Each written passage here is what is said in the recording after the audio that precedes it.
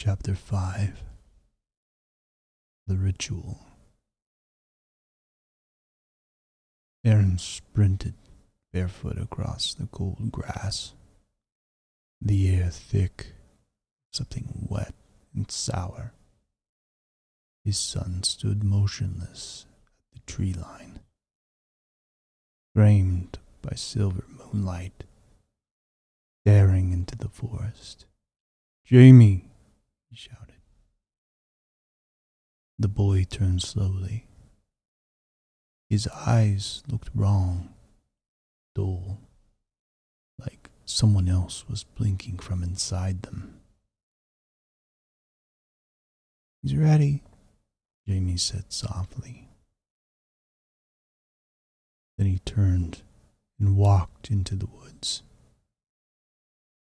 Aaron charged in after him, branches tearing at his arms and legs. The forest had changed. The ground was spongy and warm, like flesh under moss. The trees leaned in towards him as if listening. And everywhere that low, drowning hum echoed through the leaves.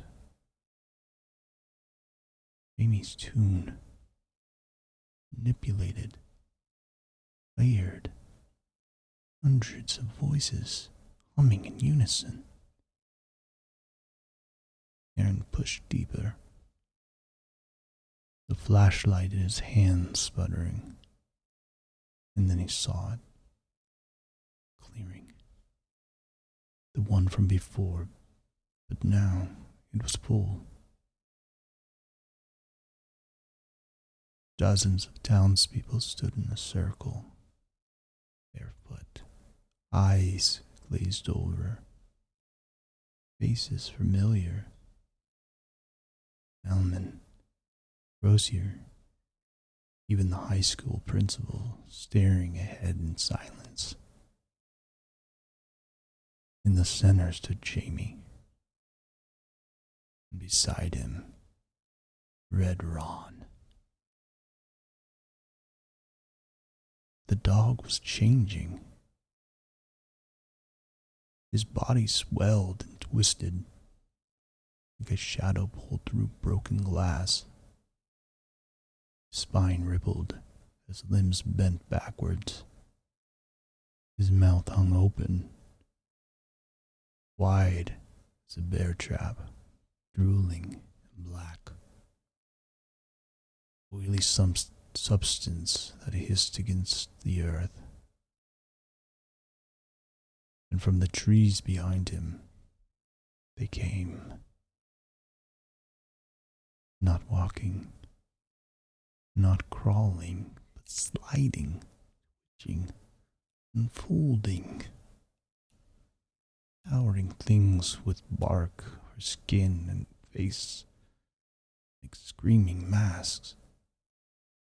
Creatures that shouldn't exist. Cracked antlers, hollow torsos, too many fingers curling around the trunks of an ancient trees. Jimmy raised his hand. "He's opened the way," he said, his voice echoing wrong, deeper than his throat should allow. "Now we'll eat the hollow parts. What you left behind. What you forgot." Red Ron let out a sound, a bark that shattered the air like glass, a signal. The creatures surged forward.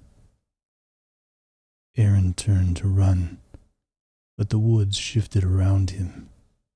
Roots rose like ropes, twisting through the air, grabbing at his legs. Facing formed in the trees faces of the dead, the lost, the forgotten, all whispering in unison. Forest remembers. The last thing Aaron saw before darkness took him was his son, no longer smiling, no longer even human, watching him with cold, distant eyes. Red Ron sat beside him, head tilted, red eyes glowing with something older than hate.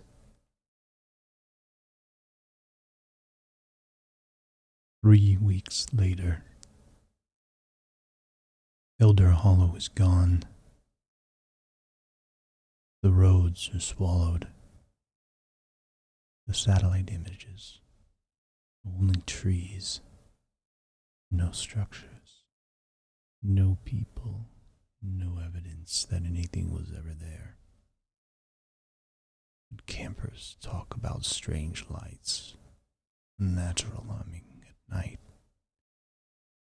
tall shadows walking between pines, and something. Sometimes, just sometimes, hikers see a boy standing at the edge of a clearing, still 10 years old, with a massive, red-eyed dog sitting beside him, waiting.